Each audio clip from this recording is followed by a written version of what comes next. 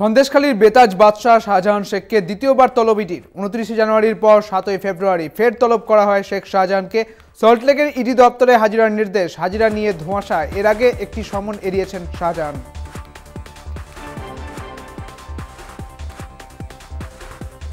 আজ Santragachi bus terminal থেকে একঝাঁক প্রকল্পের উদ্বোধন করবেন মুখ্যমন্ত্রী মমতা বন্দ্যোপাধ্যায়। বিকেলে সাঁতরাগাছি বাস টার্মিনালে এই অনুষ্ঠানের আয়োজন করা হয়েছে। রাজ্য পরিবহন দপ্তরের বিভিন্ন প্রকল্প সহ একাধিক প্রকল্পের উদ্বোধন করবেন মুখ্যমন্ত্রী। সূত্রের খবর, উপভোক্তাদের হাতে বিভিন্ন সরকারি পরিষেবা তুলে দিতে পারেন মুখ্যমন্ত্রী মমতা বন্দ্যোপাধ্যায়।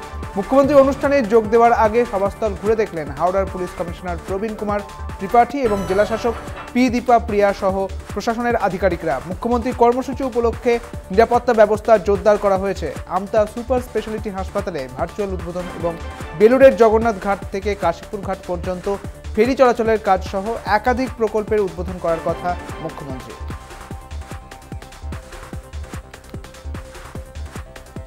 কয়লা দুর্নীতি মামলায় ফের ইডি দপ্তরে হাজিরা দেওয়ার কথা রাজ্যের আইনমন্ত্রী মলয় ঘটকের। সকাল থেকে সিজিও কমপ্লেক্সের বিধাননগর পুলিশের তৎপরতার চোখে পড়ার মতো নিরাপত্তার চাদরে মুড়ে ফেলা হয়েছে সিজিও কমপ্লেক্স। পাশাপাশি বিধাননগর পুলিশের তরফে ব্যারিকেড দিয়ে ঘিরে ফেলা হয়েছে, মোতায়েন করা হয়েছে র্যাব। কয়লা পাচার কাণ্ডে ইডির স্ক্যানারে ছিল রাজ্যের মন্ত্রী মলয় ঘটক। ইতিমধ্যে একাধিকবার মলয়কে তলব করা হলেও নানা অজুহাতেই হাজিরা এড়িয়ে গিয়েছেন তিনি। বুধবার সিজিও কমপ্লেক্সে ইডি দপ্তরে হাজিরা দেওয়ার কথা তাঁর।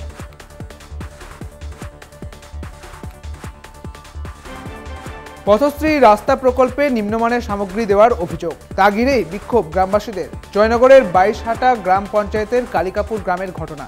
খোলাখুলি হাট থেকে পথশ্রীর 1100 মিটার পিচের রাস্তা নির্মাণ হয়েছিল।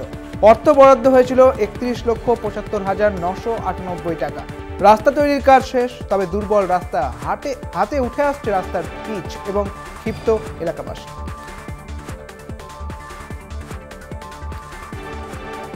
ছাউনি নেই বিদ্যালয়ে, তাই শীত গ্রীষ্ম বর্ষা সারা বছরই বিদ্যালয়ের বারান্দার মেঝেতে বসে মিড ডে মিলের খাবার খেতে বাধ্য হয় খুদে পড়ুয়ারা।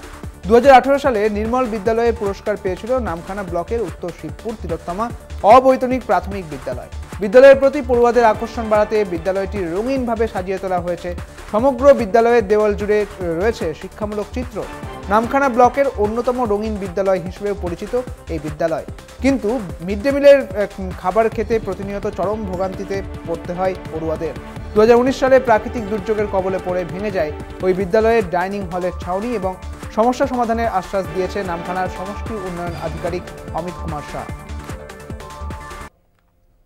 2019 সালে ঘূর্ণিঝড়ে কিন্তু আমাদের বিদ্যালয়ের ডাইনিং হলটা ছাউনিটা উড়ে যায়। আমরা অনেক ডিপার্টমেন্টে জানিয়েছি, এই জন্য কিছু ব্যবস্থা করতে পারিনি, কোনো কিছু পাই না আমরা। তারপর আমফান ঝড় হয়েছে, তাতে আমাদের ক্লাসরুম তো পুরো টালির ছিল, ওখানেও নষ্ট হয়ে যায়। ওখান থেকে কিছু গ্রান্ট পেয়েছিলাম, ওই গ্রান্টটা দিয়ে আমরা ক্লাসরুমটা আগে ব্যবস্থা করেছি, আর ওই টাকায় ডাইনিং হল ব্যবস্থা করে উঠতে পারিনি। তারপরও আমরা এসআই সাহেবকে, বিডিও সাহেবকে জানিয়েছি। এখন অবধি এই অবস্থা, কিছু যদি আমরা পাই নিশ্চয়ই করে দেবো। যেহেতু সর্বশিক্ষা মিশন বা এসএসএম থেকে আমাদের এটা ডাইনিং হল তো করাই হয় বা মিড ডে মিল থেকেও করা হয়, তো সেক্ষেত্রে যদি স্কুলের আবেদন করে থাকে এবং ঘটনা ঘটে, নিশ্চয়ই ঘটে যখন আপনারা বলছেন, তো বিষয়টা দেখছি, যদি হয় আমরা নিশ্চয়ই এটা করে দেওয়া যাবে। উদ্বোধনের আগে বেহাল অবস্থা ঝাড়গ্রামের কারিগরি হাটের বিভিন্ন জায়গায় ধরেছে ফাটল। ছড়াজীর্ণ অবস্থায় পড়ে রয়েছে হাটের ভবনটি। চুরি হয়ে গিয়েছে বহু আসবাবপত্র। উন্নয়নের নামে কাটমানি তোলার অভিযোগ তৃণমূলের বিরুদ্ধে। স্থানীয় সূত্রে খবর, ঝাড়গ্রামের 13 নম্বর ওয়ার্ডে অবস্থিত একটি কারিগরি হাটের কাজ শুরু হয় 2013 সালে।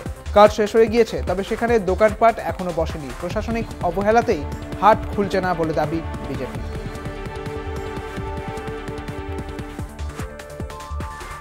অনুমান শর্ট সার্কিট থেকেই আগুন লেগেছে, লক্ষাধিক টাকার ক্ষয়ক্ষতিও হয়েছে সেখানে, এবং এমনটাই জানা যাচ্ছে। এই ঘটনায় তদন্ত শুরু হয়েছে ইতিমধ্যে।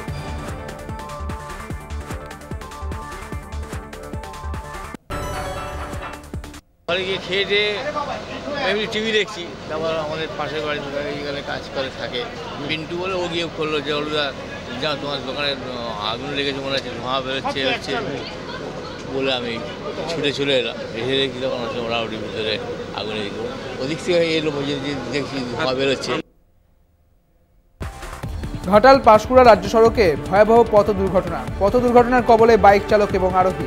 বেলিয়াঘাটা এলাকায় রাস্তার পাশে থাকা মাটির স্তূপে নিয়ন্ত্রণ হারিয়ে সজোরে ধাক্কা মারে বাইক। বেশ কয়েকবার পাল্টিও খায় বাইকটি। ঘটনার পরে রাস্তাতেই লুটিয়ে পড়ে বাইকে থাকা চালক সহ বাইক আরোহী। স্থানীয় বাসিন্দা এবং দাসপুর পুলিশ উদ্ধার করে ঘাটাল মহকুমা হাসপাতালে নিয়ে যায় এবং হাসপাতালে নিয়ে গেলে চিকিৎসক বাইক চালককে মৃত বলে ঘোষণা করে। অপরদিকে বাইক আরোহীর অবস্থা এতটাই সংকটজনক হয়ে যায়, তাকে দ্রুত ঘাটাল মহকুমা সুপার স্পেশালিটি হাসপাতালে নিয়ে যাওয়া হয় এবং কলকাতায় স্থানান্তর করা হয়। ঘাটাল পাঁশকুড়া রাজ্য সড়কে দীর্ঘদিন ধরে কাজ চলছে। একাধিক জায়গায় রয়েছে মাটির স্তূপ এবং ঘাটাল পাঁশকুড়া রাজ্য সড়কে রাতের দিকে খানাখন্দে ভরে যায় এই রাস্তা এবং সেখানে যান চলাচল ব্যাহত হয়।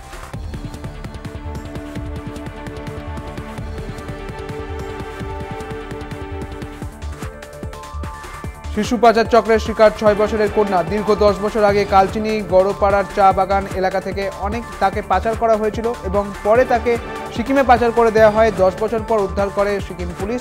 সিকিম থেকে কালচিনি থানায় নিয়ে এসে তার পরিবারের হাতে তুলে দেওয়া হয়েছে ওই শিশুটিকে। কন্যার বয়স এখন 16। দীর্ঘ 10 বছর পর নিজের কন্যা সন্তানকে পেয়ে খুশি চা শ্রমিকের পরিবার সদস্যরা।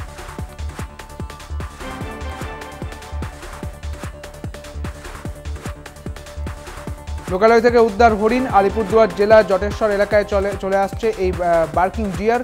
হরিণ ধরতে হুলুস্থুলু পড়ে যায় এবং অবশেষে মন্টু সাহা নামে এক ব্যক্তির বাড়ির সামনে হরিণটিকে ধরে ফেলে স্থানীয় বাসিন্দারা। খবর দেওয়া হয় বন দপ্তরকে। এরপরই দলগাঁও রেঞ্জের বনকর্মীরা ঘটনাস্থলে গিয়ে ওই হরিণটিকে উদ্ধার করে। পরে হরিণটিকে গভীর জঙ্গলে ছেড়ে দেওয়া হয় বলে বন দপ্তর সূত্রে খবর।